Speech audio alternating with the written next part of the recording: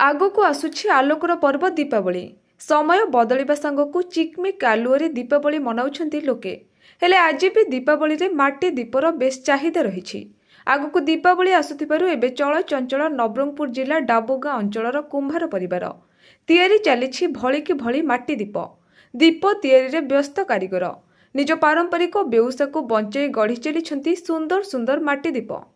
किए माटी चकटी सुंदर दीप तैयारी करिबारे लागि पड़िछि तो किए दीप को सुखेबारे व्यस्त, पुणी किए भाटी दीप को पोड़ुछि। गाँवर किछि कुंभार माने सेमानक वृत्ति छाड़िबाकू बसिथिबा बेले आउ किछि निज पारंपरिक बेउसा को जाबुड़ी धरिछंती। वर्ष तमाम रहिथाए एही माटीर दीपर चाहिदा। ए वर्ष व्यवसाय भल हेबा नै कुंभार परिवार आशा बांधी रहिछंती। दीपावली रे दीप जालिबा पई पारंपरिक माटी निर्मित दीप व्यवहार प्राचीन परंपरा रही।